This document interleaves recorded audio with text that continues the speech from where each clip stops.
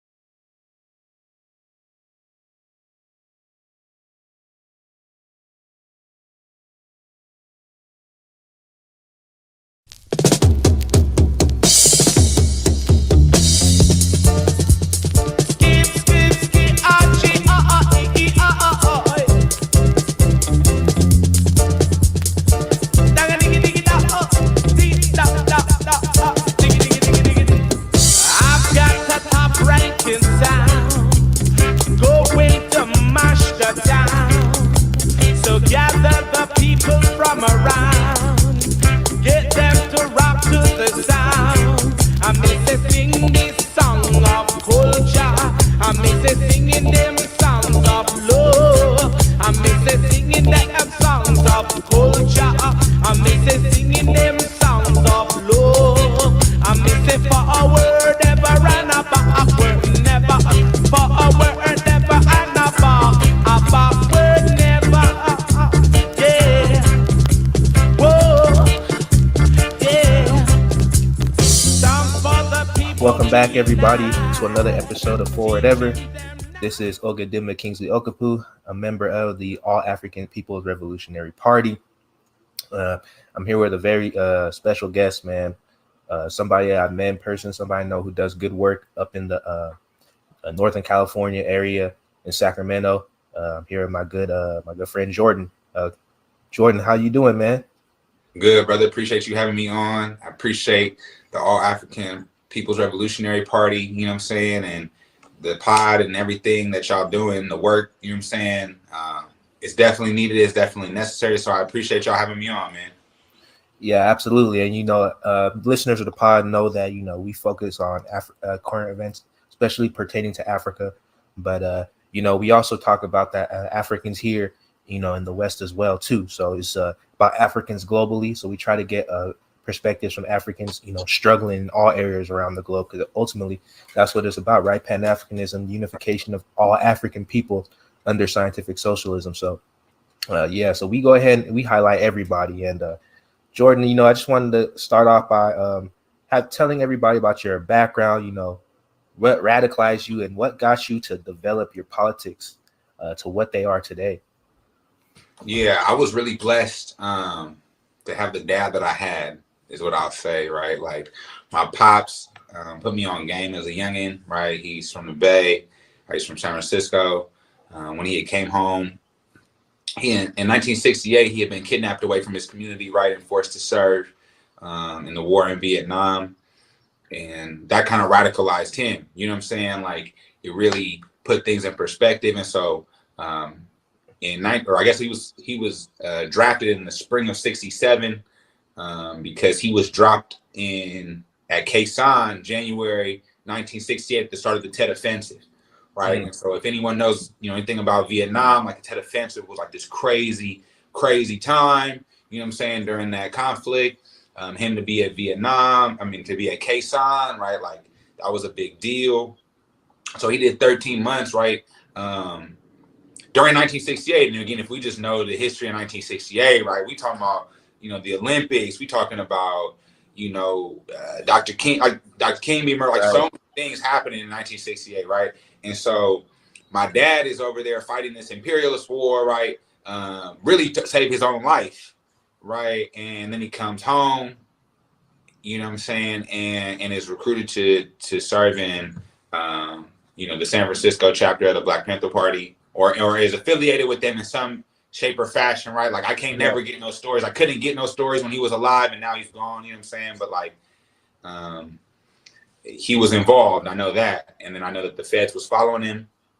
He ended up getting court-martialed for treason, right, and beat the case, right. And so like that's the stock that I come from, right? Like that's who my dad was.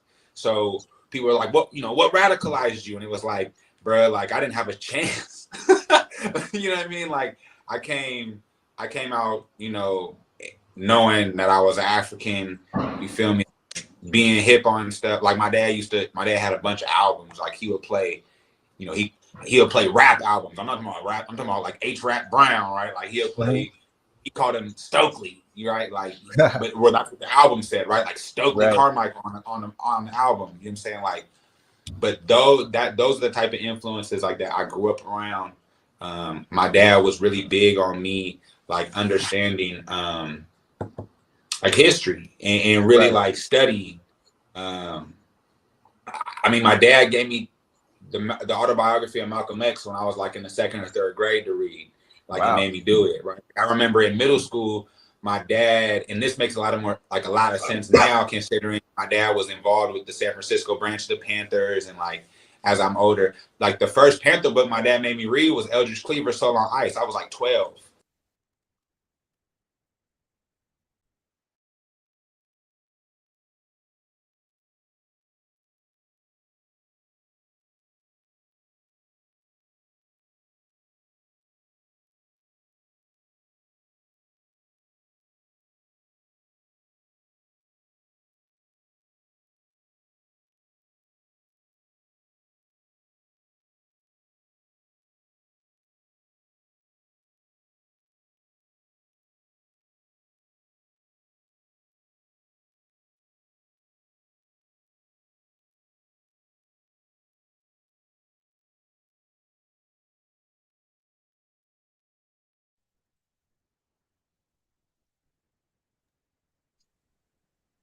Greetings. Hello, Aquaba. Welcome. Happy day to you all. We hope that you're doing well.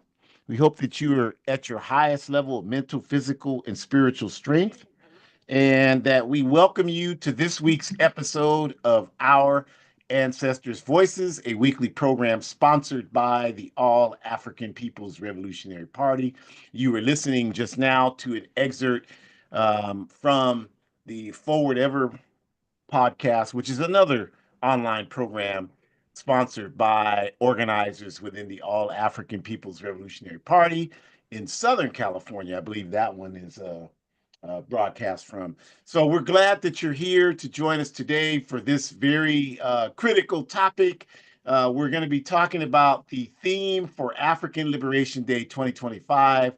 The theme is Africa for the Africans, revolutionary Pan-Africanism across borders in the fight for socialism against imperialism. That's our 2025 theme, and we are organizing African Liberation Day in over 24 cities worldwide, all across the African continent, across Europe, and all over North America and the Caribbean. So we're just going to be breaking down our theme for today.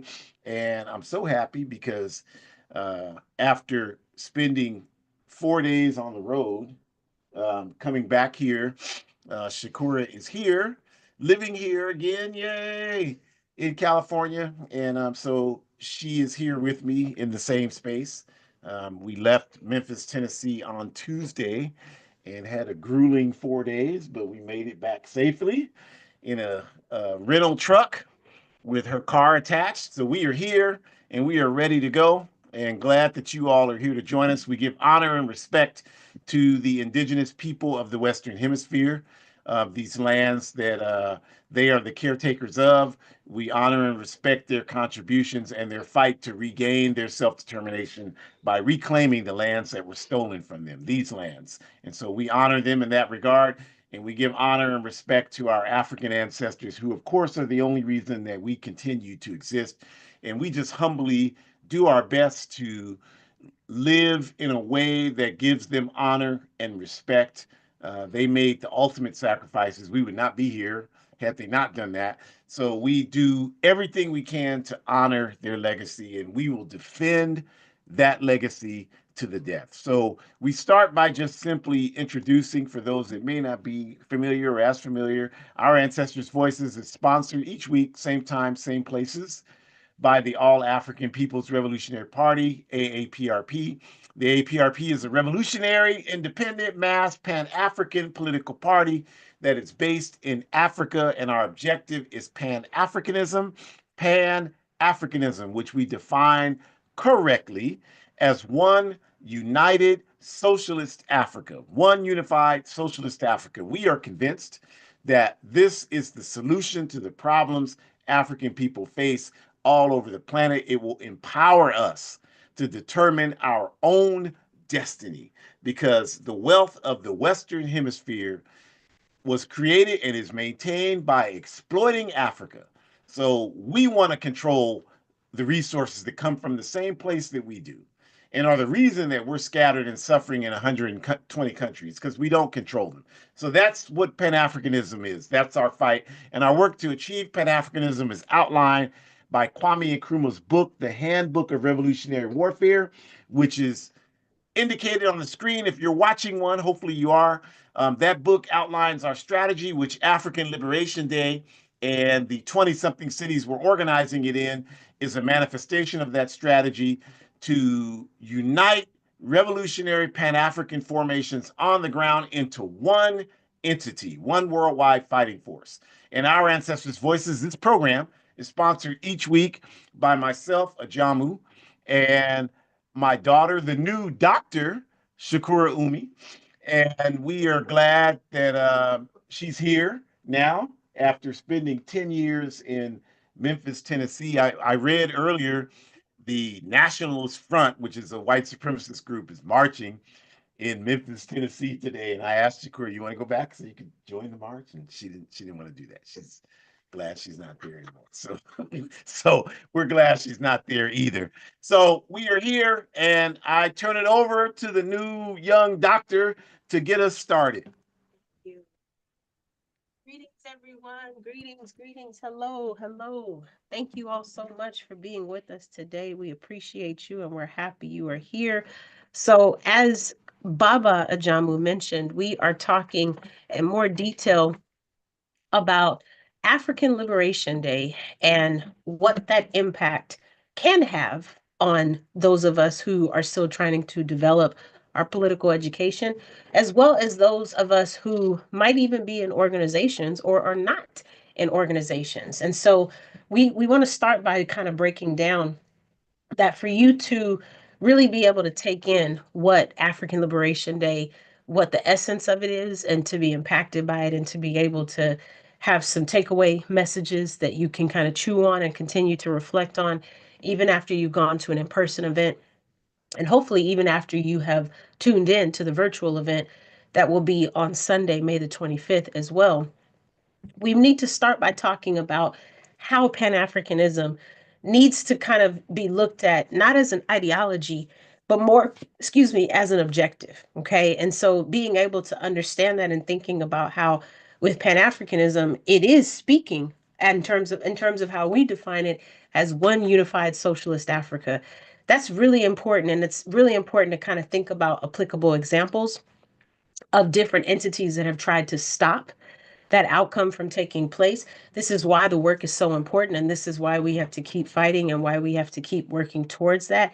Because we understand that if we are able to connect all of the different countries that make up the African continent, if we're able to achieve what Nkrumah's goal was of a United States of Africa, if we're able to get on the same page with being able to share different forms of currency, but are all aligned with one form of currency, and being able to share and understand different languages spoke throughout the continent, but maybe having some shared common denominators between that one language, being able to literally connect us and to undo all the divisive, separatist interests that colonial borders have established since the Berlin Conference, and even to some extent, even before then, like being able to push through all of that and to reconnect what we have lost hopefully not just on the continent, but even with Africans in the diaspora, to be able to break all of that down and to be able to achieve those things, socialism is the key.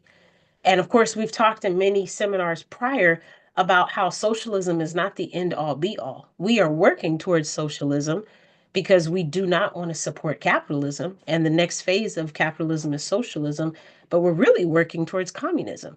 And so it's important for us to understand our intention. It's important for us to understand our distinction.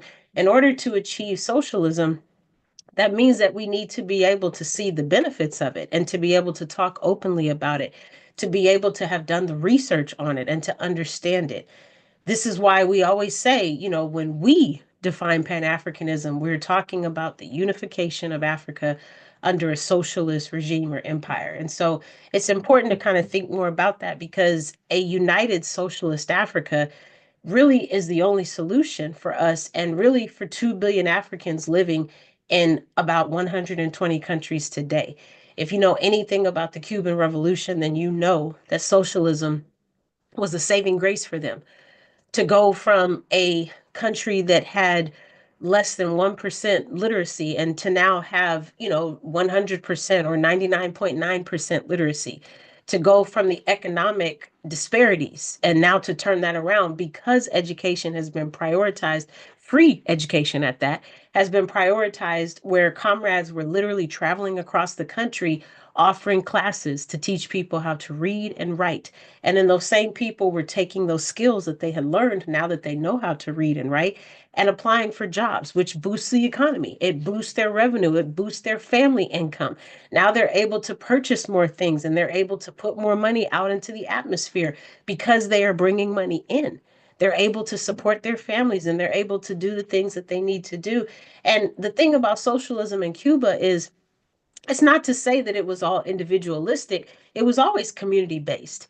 It was always supportive. It was always collective. It was always, we are going to do this together. So when they ran into problems, such as people who were working, but were usually managing the house and the household chores, then they would advocate, hey, I can't work full time and maintain the laundry. I can't work full time and have dinner ready by 6. So I'm going to have to quit my job. And then, Vilma Espin, Fidel Castro, other folks who were a part of that revolution said, no, no, no, no, no. Don't quit your job. What is it that you need so that we can continue to support you working full time, but you can also support your family? And to which the people responded by saying, well, it would be really nice if we had an in house washer and dryer.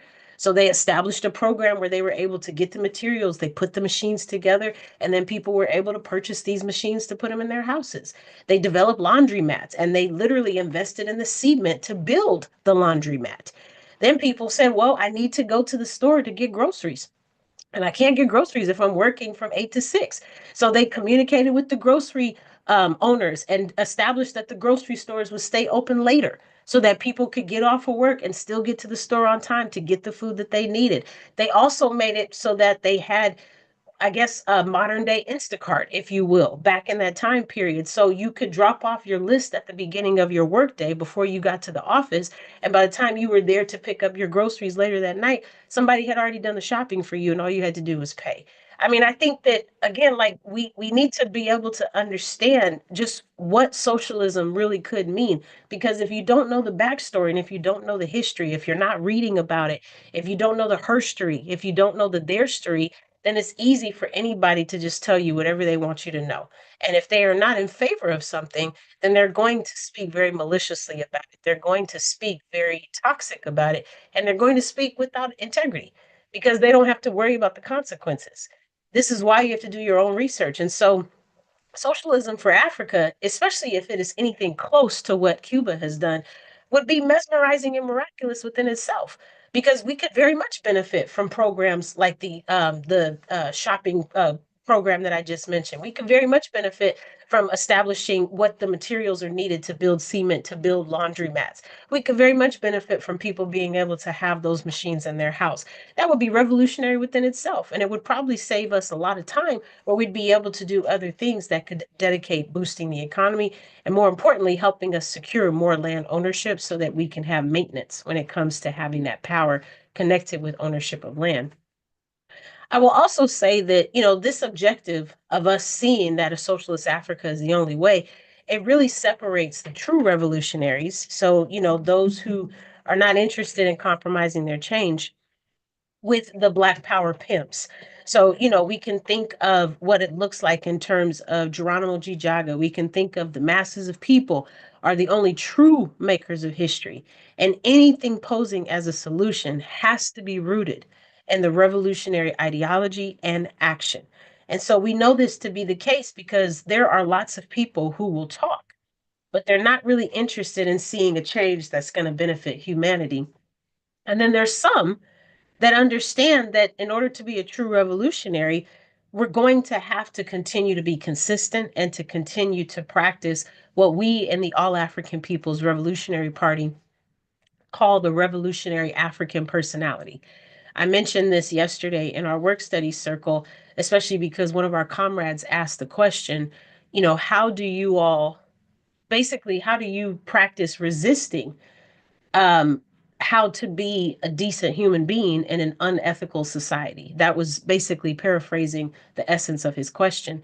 And, my comrades had all these great answers to contribute. And so I tried my best to contribute a good answer as well. And I said, well, with the AAPRP, we have this thing called the Revolutionary African Personality. And even though we talked about how it's very difficult to live ethically in an unethical society, in capitalism where you're constantly faced with dehumanization every single day, it's very difficult for you yourself to still be ethical. But I said, but even with that, if you maintain your revolutionary African personality, that at least will frame in your mind how you should be behaving. Because the revolutionary African personality allows you to kind of think about the ideologies that you practice being a member of this organization. So for us, we would practice humanism, we would practice egalitarianism, we would practice um, collectivism, we would practice these things. And the thing is, you can't just practice revolutionary African personality right now during the Our Ancestors Voices. And then 5 minutes afterwards, when I get in my car and someone cuts me off, I pull out a gun and shoot them, right? Like that's not what revolutionary African personality is all about. The question is, when you're not being watched by others, do you still practice revolutionary African personality? That's the question. Are you still practicing egalitarianism? The minute someone cuts you off, are you still practicing that when they call you out your name? Are you still practicing that when someone clearly has disrespected you at your job after you've had a weekend off, right? Like these are the questions we have to ask. And I think, again, that is what separates those true revolutionaries, because in order for you to live your life in the way that you're living it, because the organization has influenced you, that means it has literally shifted how you think about things. It has shifted how you approach things. It has shifted how you conceive and understand and perceive things. And so, if that is really the case, then that means it changes your character. And that character is impacting your ideology, which means your mind and your body and your spirit and your soul are usually aligned and connected. So there's no, discourse, there's no cognitive dissonance or whatnot, because you're really able to see, I believe in this. I agree with it and I believe in it. I believe in the teachings. I agree with the teachings. And because of that, then that means you're not going to be ashamed to say that you believe in socialism. It means you're not going to be ashamed to say that you believe in Pan Africanism, because you've already seen how it benefits people. You've seen how it can change an entire society. You've seen how it can make things so much better for masses of people. So you wouldn't be against the system like that because you've already seen the benefits that it can hold for you, for your family, for your community, for your friends, for your family, whomever, right? And so this is where we start to really think about this. And I'll just highlight really quickly for the All African People's Revolutionary Party, the ideas created by Kwame Nkrumah Sekou Toure, which you see in that top photo there, and even Amilcar Cabral at the bottom photo with our comrade Titna Celia, they and an unidentified comrade, they represent the foundation of ideas that we are convinced will lead us towards our objective of one unified socialist Africa. In case you are not familiar, the three ideologies that are the driving force for this organization are named after these three individuals. So we have the Nkrumah's, Toure's, Cabralist principles that we use to guide, again, how we structure our thoughts, how we frame and understand the world, and how we approach and choose to think about socialism from a pan Africanist standpoint. We have much respect for Karl Marx and Lenin, and we even have them listed on our reading list. But we are not Marxists. We are not Leninists. We are Encrumis Terraeus Cabralis. That is who we are. And so being able to kind of break all of that down, again, like you have to read Marx, you have to read Lenin, but you also have to read Nkrumah. You also have to read Sekou Touré in order to really understand who you are. And more importantly, to not just accept European philosophy when it comes to socialism, but to understand that African philosophers exist. They've always existed. And it's not the end of the world if we actually take something from them and learn from them as well. So, like, again, this thing about pushing back within its own self is important too. So, how do we connect those concepts of understanding socialism and being able to tie in the Pan Africanist lens to it to how it's, excuse me, transcending across the borders, especially with the theme for African Liberation Day for this year in 2025? Well, the dominant identities that are practiced by people today have usually been imposed upon us by our enemies. The things that we think about, how we are influenced, the choices we make, the decisions we make, how we go places, what we do, it's usually influenced by propaganda, which is usually influenced by capitalist intention, right? How can I profit off of you and make as much money as possible? Even if it means I am doing something that is inhumane to you in the process, right? So that means that it's not serving our interests, these influences that society has put on us. It rarely serves our interests because, as I just said, the intention is to profit and exploit us, right? So then that means we still have to continue to maintain being a position where we are subservient to the international capital exploitation of Africa as well as African people. And the reason that that is so important is because until African people control and own the means and production of the materials, the resources that descend from the African continent, we will always be in a subservient position. We will always be exploited. We will not be in control to stop that exploitation. We will not be in control to determine a different outcome until we are able to rise above that. And as we've always said, land ownership equals power. So until we own our land, we are not going to be able to change those conditions. And we talked about this in work study too yesterday. Even if you are an African person and you decide you don't want to go back home after we achieve our one unified socialist Africa, that's okay. But the work that we're doing, the fact that we now own our land, you're still going to be impacted by that. So you should still benefit from it and you should still be doing your part, even if you don't go back home to change the conditions for our people. Because clearly, once people see that we are in control, they're going to have to deal with us differently. They can't just talk to us the same way they've been talking to us. And they can't just take advantage and manipulate us the same way because now we're going to be calling the shots. Now we're going to be in a different position to be able to determine how much we want to sell that cacao for. Do we want to barter with it? Do we want to exchange it for something else? Do we even want to work with Tombstone? Or I can't even think of the tire company now, but because we make rubber, maybe we don't even want to work with those folks anymore. Like we get to be in these positional situations where we get to decide how our resources are going to be used and how they're going to be sold and things like that. So people are very much going to be dealing with us differently. And that's going to really give us a different sensation that we're not used to experiencing. This might even be abstract for you to even think about. It might be very difficult for you to even imagine what that world could look like. And we understand that, but that's also the same reason why being in an organization that's working for justice is so very important. Because when you are working in these capacities, you are reminded constantly of what optimism looks like because you're literally seeing the fruits of your labor flourish and benefit other masses of people.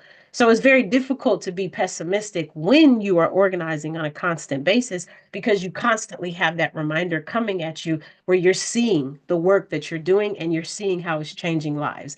You're hearing about comrades in the Western Sahara who are having divorce parties now.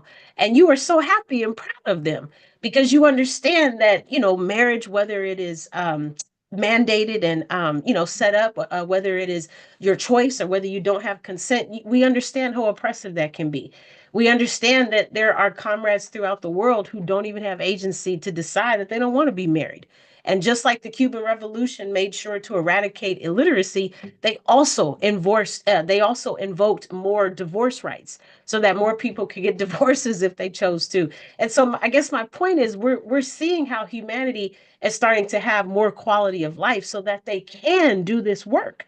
So it's all connected and it's all a cycle that goes back to itself. So it's hard to believe that it can't change. So if you're not in an organization that's working for justice, it might be harder for you to picture it. And we understand that, but this is why we encourage you to join an organization so that you can literally see it.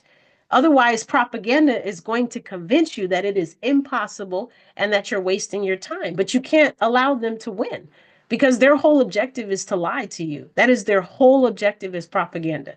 They have no intention of being humane and they have no intention of giving you an actual honest answer about anything because everything is based on a lie. So, we could even think of an example if we were to name some benefits that we have acquired by recognizing and operating under the international capitalism's definitions, for us, there's these colonial borders and these terms that have kind of isolated us within this siloed category. So we have Nigerians and we have Kenyans and we have Black, British, we have Afro Brazilians, we have African Canadians, we have African Americans. I mean, I'm sure you all could think of some examples as well. So this is why the unity is so important because the colonial regime has already worked really, really hard to divide and conquer, but more importantly, to divide, to separate, to isolate, to make sure that we are not connected, but instead alienated. And because of that, there's also been this push about tribalism. There's also been this push about let's continue to make sure that you feel like you're better off than these people over here. That's why you have the competition and the competence and whatnot. And so this is where it really starts to become like really clear. We can't let them win and we can't allow them to tell us who we are. And so the question we have to ask ourselves is, have there been benefits to us being isolated? Have there been benefits to us being divided out? Has that benefited our people at all? And the answer is no. It's continued to confuse us. It's continued to remind us that we don't even know who we are. It's continued to teach us that we cannot continue to live this way. If nothing else, we should not repeat what has already been happening because it has not gotten us anywhere. So we should start to explore the benefits of African unity because the alternative has done nothing for us instead of just continuing to confuse us and whatnot. And so these are some things that we should think about. African Liberation Day for me in my last couple of minutes has continued to be life changing. I can reflect as a young child when I would go, and no, I didn't really understand every single thing that was happening, but I'm able to couple my memories as a child with my memories as an adult who's in work study. And it's actually quite profound where I think about what this could look like in terms of how I've come to understand why people were speaking and why the importance of the panel was so important. As a child, I didn't understand why they were Europeans at our African event. But as an adult, I understand those are comrades from the Irish Socialist Party. Like we need them there because their struggle is our struggle. And I understand that Ireland has been colonized for the last 1,000 plus years by the British. I mean, I understand that now, right? So as a child, I didn't understand it. But as an adult, I very much want them to be there. They have a right to be there and vice versa. They have invited us to their events since for years and years. I mean, the party has had relationships with that organization since before I was born. And we continue to see that with other panelists, right? I understand now why we asked people from the Haiti Action Committee. I understand why we asked people from oh, I'm drawing a blank. But how we asked people from the Ahmed King Carr Study Circle to come, how we asked people to come from the Palestinian Liberation Organization. All of these folks are dealing with issues where their land does not belong to them. And because of it, they are having health disparities, they're having economic issues, they're having issues with poverty, they're having issues that are very similar and sound very much the same as the issues that African people on the continent, as well as in the diaspora, are also experiencing. So this is why we say, like, we are with you, indigenous folks. We are with you, American Indian movement. Like, this is why we invite you to African Liberation Day, because we understand that your struggle is our struggle. We understand that a success for you is a success for us, because here's the thing. They're not going to be able to keep all of us down. At some point, we're going to continue to rise up and we will triumph. And when that happens, we are counting on the solidarity unit that we've created because we understand that there's already been this established trust. So we know that these folks are going to continue to succeed in getting their land back, and we want to work with them to help them do that. And we also feel like they're doing that to help us as well. We've seen too many examples to name, but we've already named so many examples. Whether you're thinking of Che and the work that he did in the continent in the Congo, or whether you're thinking about the work that's been done from Cuba, how they were sending doctors to Zimbabwe during the COVID-19 global pandemic. I mean, there's too many examples to list. And so this is why this connection makes so much sense and why the unity makes so much sense. And so with that, I will turn it back to Baba Ajam. Thank you, thank you, thank you. Thank you, Shakur. We appreciate it. So we're just continuing on to talk about our 2025 theme for African Liberation Day worldwide, you all. And as Shakur touched on, one of the elements of the theme is socialism versus imperialism. And so we say socialism because this system answers the question, as Kwame Ture explained it when he asked the question, who will own and control the means of production? And that question can only be answered two ways. Who will own and control the means of production? Either some will own everything, which is capitalism, or everyone will own everything, which is socialism. There's no other way to answer that question, right? If you figure out a way to answer, please let us know. But that is the fundamental foundation of how we see the world is we want everyone to own the means of production. We want everyone to have the opportunity. And it has nothing to do with this backward reactionary propaganda that in socialism everybody's equal. There's nothing equal in the universe. That's fallacious. But what socialism is designed to do is ensure that nobody has systemic obstacles in their way that prevent them from reaching their full potential. You got to understand the difference between that and this fallacious concept that everybody's equal, that somehow somebody's going to get something that they don't deserve. That's not what socialism is about at all. In fact, the hardest working people I've ever seen are in socialist countries, not in capitalist countries. So that's absolutely not even serious to have that kind of limited understanding of socialism. So we want everyone to own and control the means of production.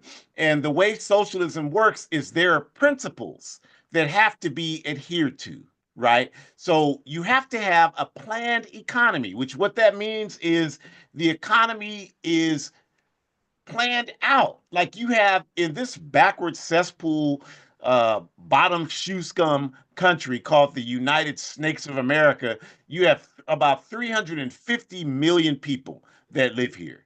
In a planned economy, you would sit down and you would have the population plan out with 350 million people. How many doctors do we need to ensure that every 1,000 people have their own doctor?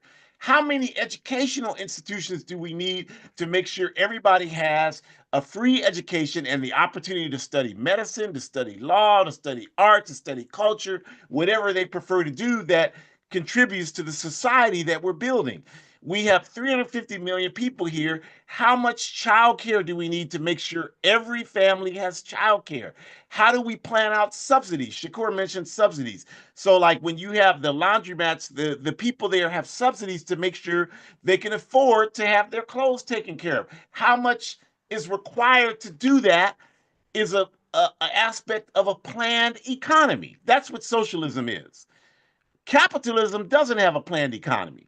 You don't even know. Most of you, 350 million people, you didn't even know that how many people lived in this country because they don't ever talk about it because it doesn't matter because nothing here is organized to meet the needs of the majority of people that live in this society. Nothing. So nothing is planned out. When they plan out educational institutions, they don't even have a sense of how can we make sure everybody gets an education because that is not the objective of educational institutions in this backward ass society. In fact, the overwhelming majority of people in this society will never set foot on any type of educational institution, especially ones past high school. They will never even see them. They won't even know how to get to them. because this is not a planned economy. There is no plan for people here to have health care. In fact, the dominant effort here, since healthcare is based on profitability, is to hire people to work for these backward ass health institutions to ensure that if your health care requires a significant financial investment, that you don't get it, even if you have health insurance. That's how capitalism works. So we know this stuff. So don't come to me with this backward ass, well, capitalism is the only system so far. Shut the hell up. This is a backward ass system. It's the most backward system in human history, and we are going to see it destroyed. We don't give a damn if you believe it's going to happen or not. We are going to see it to it that it is destroyed. And the enemies of humanity know we're going to do that. That's why they work so hard to repress us. Now, imperialism is a system where a country goes and robs another country's resources, right? They run out of the resource, or they don't have enough to develop the type of control they are pushing for. So they go to another country's to dominate their resources. For example, we use Congolese cobalt to have to charge your cell phones. The Congolese, the people in Congo benefit nothing from that. But Apple and Samsung and Motorola, they go into the Congo, they viciously exploit the youth there to mine the cobalt out, and they take that out and profit off of it by building these devices, and we use them, and we don't even know. If you put a gun to our head, 90% of us, and said, point to the Congo on a map in 5 seconds, or I'm gonna blow your brains out, we couldn't do it. We don't know anything about that. We use Colton. That's how we have internet. Shakur mentioned chocolate.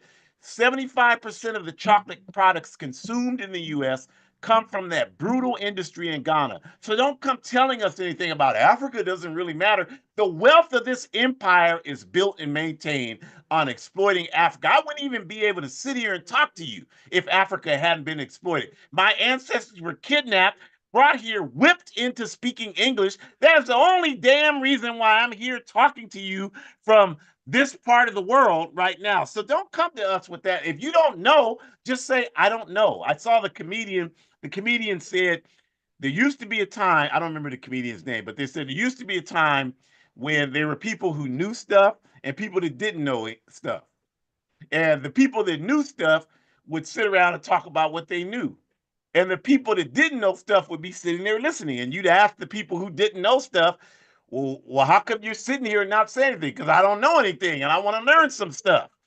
And that's, it's funny, but there's a lot of truth to that, because now everybody knows everything. Everybody's got a PhD from YouTube. Everybody's got a PhD from MSNBC or Fox News, BBC, or whatever the hell it is, CIA network. And so everybody knows everything. And I just talked to this guy last night, and he was like, if I saw you, he reached out to me. I don't reach out to these people. They occupy no space in my mind. They always reach out to me. And he said, well, if I could be where you are right now, I would kill you. And I said, well, it's not a secret where I am. Like, if you want to come and do that, like, I can't stop anybody that if they decide they want to kill me, like, but you better be successful on the first attempt. That's all I can say to you. That's the only attempt you're going to have. I said, I'm not worried about you, because I am your intellectual superior. I have a better personality than you. I'm better looking than you. I'm funnier than you. I don't. You occupy no space and time in my life. Whereas clearly, I'm a dominant thought in yours. We are, and it has nothing to do with me. I'm not saying I'm anything special, but what I do know is that what we're talking to you about right here, that is the thing that is so critically important to these people to try to figure out how they can sabotage and stop. And with the All African People's Revolutionary Party, I'll tell you, like, we don't have any buildings. We don't. There are a lot of wonderful groups out here that do wonderful work. They're feeding people, and we do that work in many places as well. They're providing resources for people. They're doing wonderful mutual aid work, and we do a lot of that, especially at home in Africa. We do that, but that is not our primary work. And we encourage, if you think that that's the only work that matters, then join those organizations and do that work. But for us, the critical work right now is getting all of our people on the same page. So when we talk to you about African Liberation Day in about 23 cities that we're doing it this year, and the flyer on your screen right now, obviously it's in Spanish, because this is how we roll: French, Portuguese, English, Swahili, Spanish, we Creole, we do everything in all of those languages because our people are all over the world. And we next weekend, everybody, millions of Africans all over the world will be on the same page. Africa for the Africans, revolutionary Pan African unity across borders in the fight for socialism against imperialism. Now, again, all of these other types of work that are happening are critically important types of work. But the reason why I, this year, am 41 years in the All African People's Revolutionary Party is because my vision has been always to get our people united so that we can move as one. And I have not seen any other group doing that work to the level that this organization does it. And I've traveled all over the world. I've been all over the African continent, been all over Europe. I've seen the work. So you can't tell me anything if you haven't seen it. I've seen it. I've participated in it. So this is the work that I want to do because I think, in my view, it's the most important work we can be doing is to get ourselves on the same page to wage this fight. If you don't think that, that's fine. Join some other organization working to do whatever you think needs to be done. And if you don't see one, you have the responsibility to start one. So let's talk about some quick examples, right, of a healthy Pan Africanist perspective, right, on two critically important topics in the present world today, right? This question of these European scum who colonized Azania, or what you call by the colonial name South Africa, the name they gave it. That's why we refuse to use that name. The actual name of that country is Azania, which is Zulu for land of the burnt faces. That's our name. That's what we call it. That's what Pan Africanists call that country on the southern tip of Africa. So these folks were welcomed here by this backward fascist regime.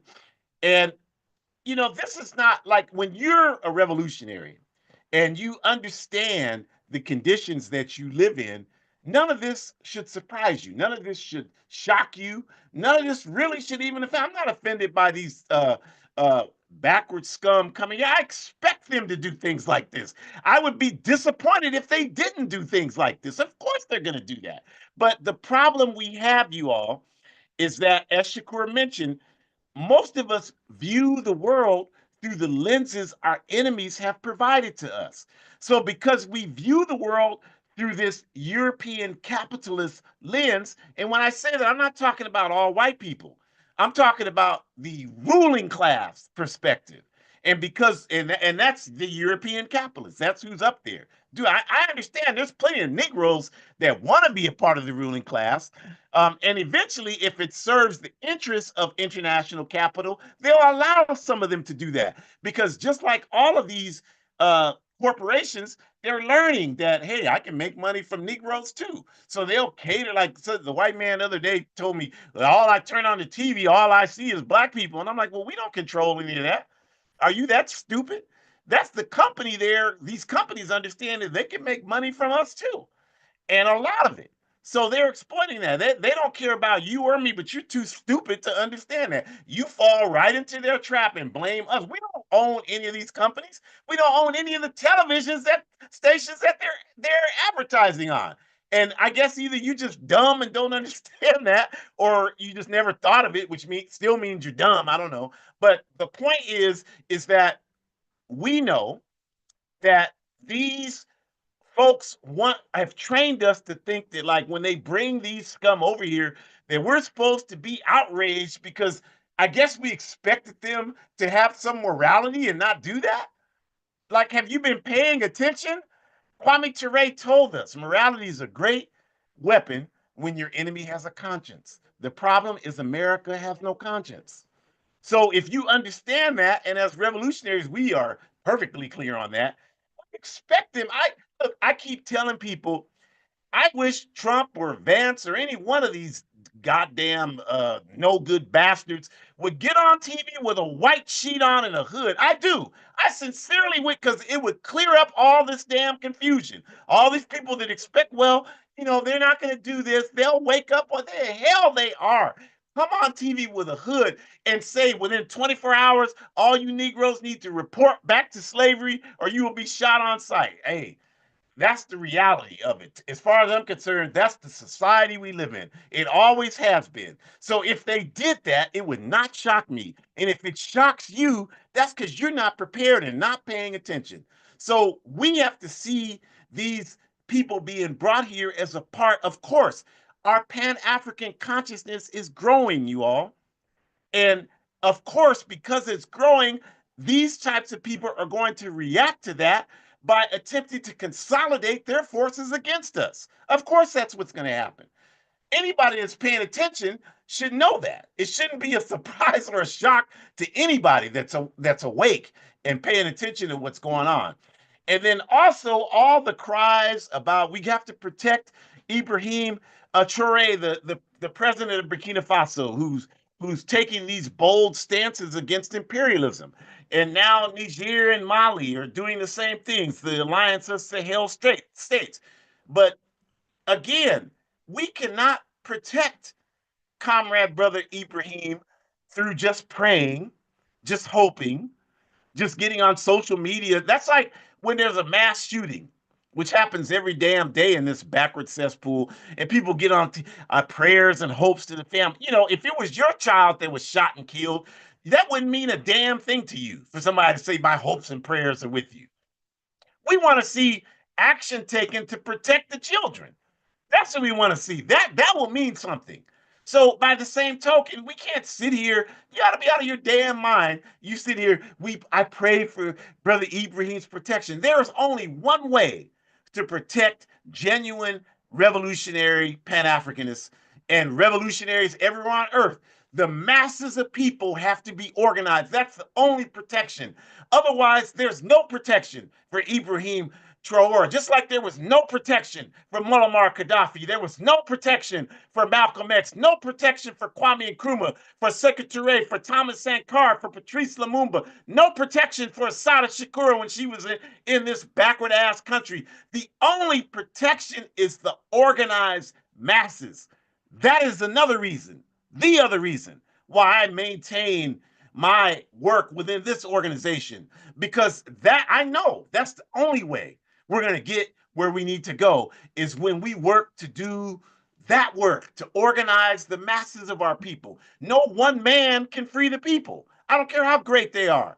No one man can do that. No one woman can do that. No one they person can do that. All three of them combined can't do it. It's only the organized masses that can protect our people and protect humanity. So this is the work that has to be done. And anybody serious about addressing this problem has to see it that way. And if you disagree and you have a better solution, please help us know. Like if you can come and say, well, no, we don't need to organize masses. We don't have to do that work. All we have to do is do this. Please let me know, because if we could do that, I'll put my energy towards that. And then I have more time to go camping. Do you think next weekend is a long weekend?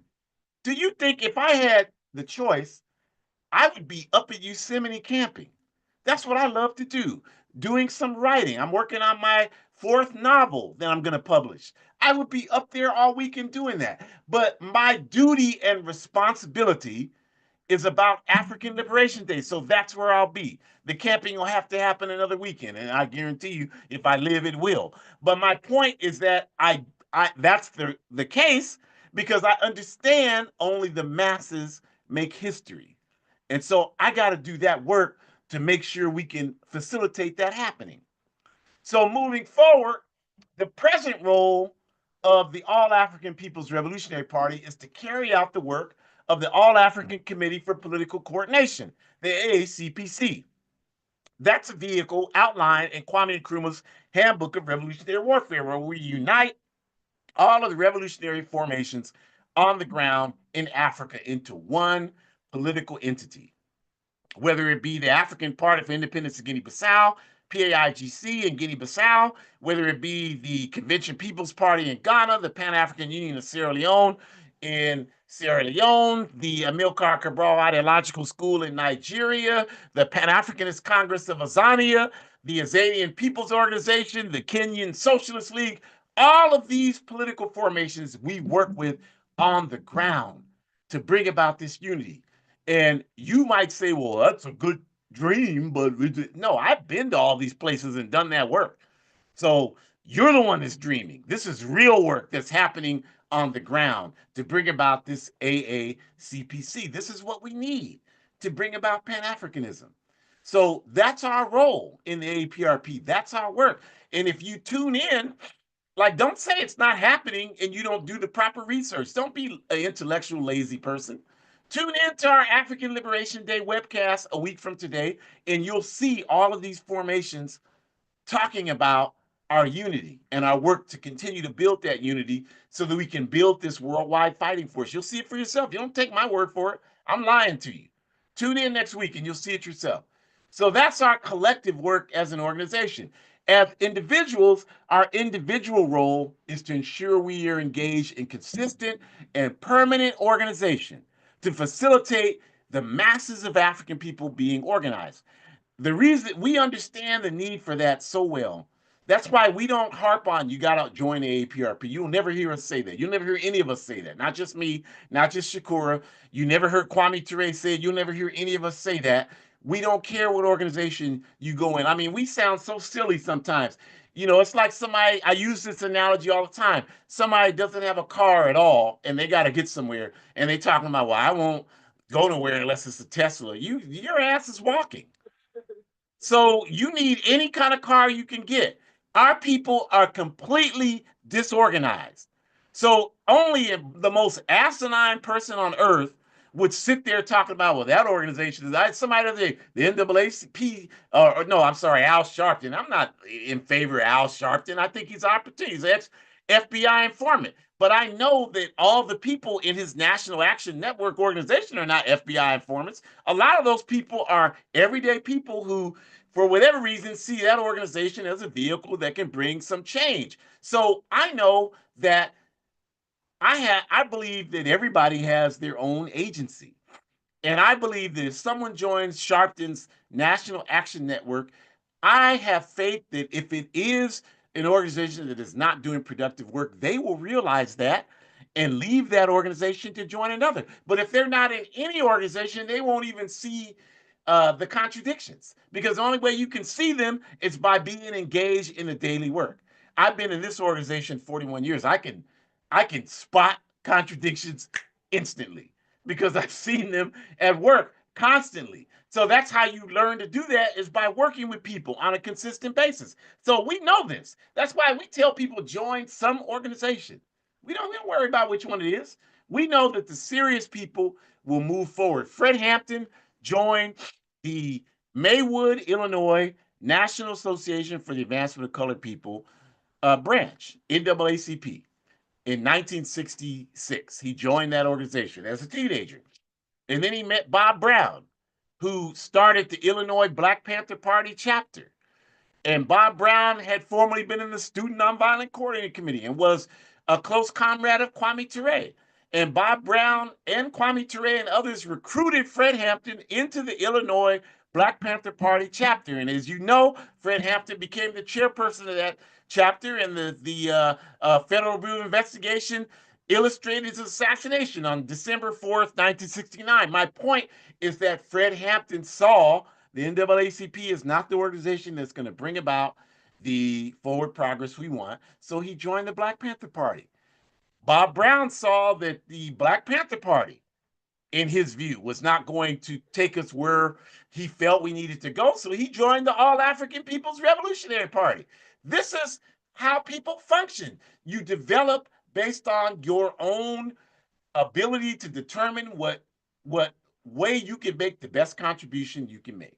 And that's a beautiful thing. That's a wonderful thing. So we're not against any of that. We're all in favor of that. So if you're qualified, meaning if you're African, and all people of African descent are African.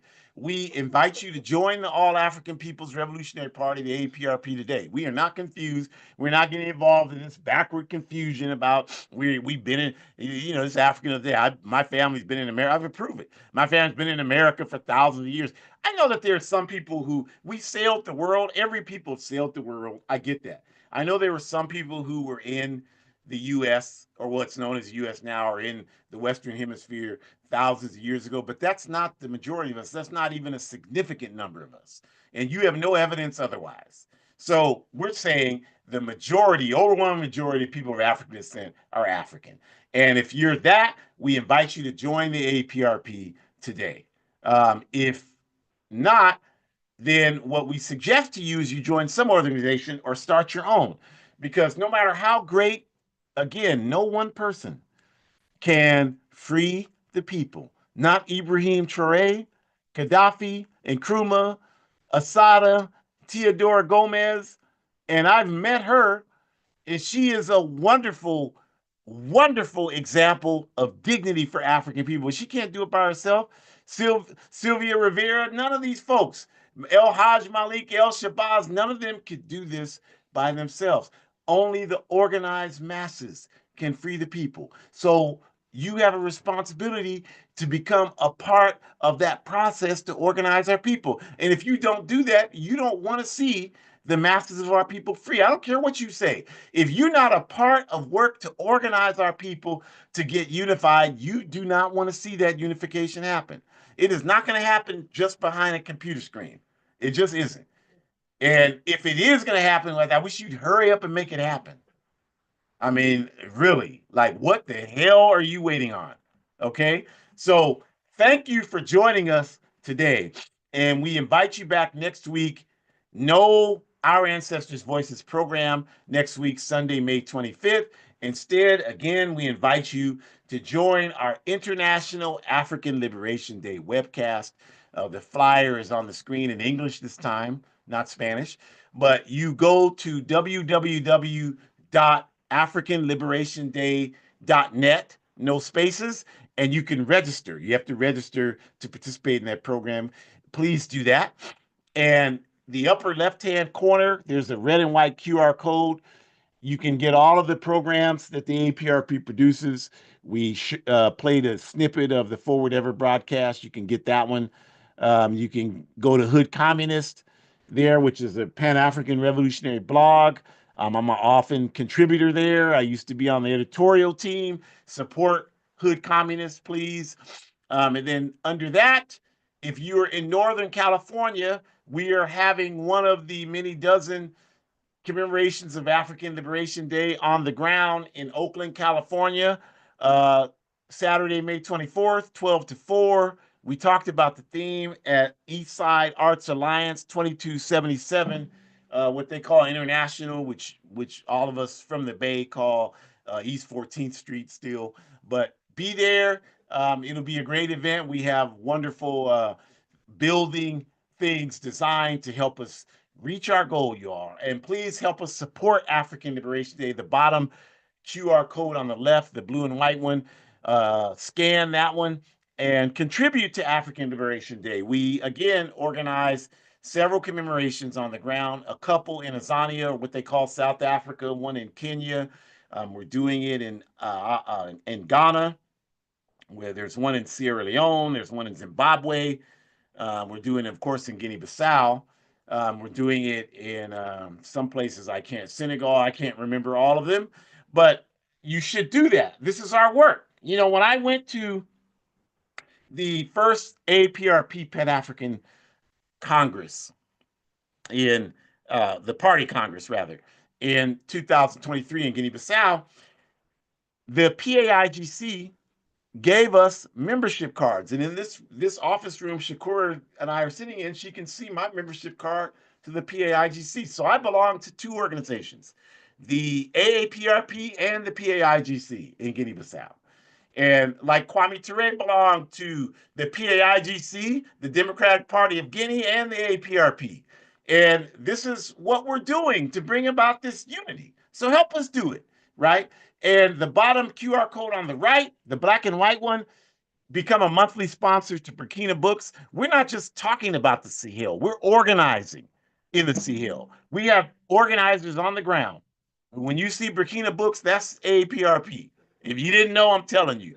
We have organizers on the ground who are organizing in Burkina Faso. We just a few weeks ago announced the chapter of Burkina Books and APRP in Niger, and we're working on Mali. So help us do this work, you all.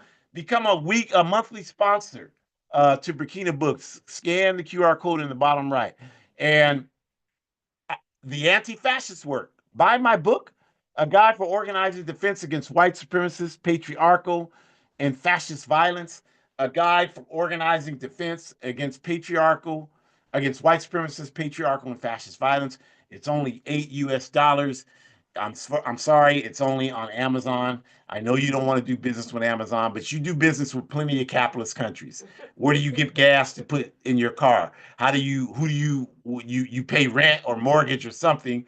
You pay a car note to these capitalist banks. You do all those things because you have to, but because you don't see yourself having to do business with Amazon, you take uh, this greater than thou position about Amazon while you're doing business with all these other capital. Look, I have done. If you publish books, you know this already. The publishing industry is a criminal enterprise. I've dealt with 3 publishers. I've published 5 books I've written. I've dealt with 3 different publishers. They were all criminals. I had got basically no royalties from any of those 3. I've gotten money from Amazon. I have to give them that credit. I'm not a fan of Amazon. I'm anti-capitalist, but I'm going to use them because they published a book. They send it. I've sold this book all over the world, you all, and they publish it. They send it. I don't have a publishing press in this house. I don't have the ability to ship book. If you're doing genuine Pan African work like we are, you know how expensive it is to ship things internationally. I can't do that out of my pocket. So it's tactically uh, logical that I use them to do that. And so that's what I'm doing, using the master's tools and politically educating. And 100% of the proceeds go to the anti-fascist work. The last month, I've done a ton of anti fascist work. And if you don't know what that means when you walk to the store or drive to the store and no white supremacists accost you, that's because of people like me, because we're out in the streets giving them hell when they try to harm our people and any peace and justice loving people. I don't care who the peace and justice loving people are. When I see these backward white supremacists trying to attack them, I'm putting my body between them. And I'm doing my best, as Malcolm X said, to put them out of their misery. So this is the work that we do. And if you're not doing it, you can at least support the people that are. And 100% of the proceeds from my book go towards that. And lastly, join the AAPRP. You can go to www.aaprp-intl and watch the video and join the All African People's Revolutionary Party. We'll see you next week for African Liberation Day 2025. Forward ever. Have a great rest of your day.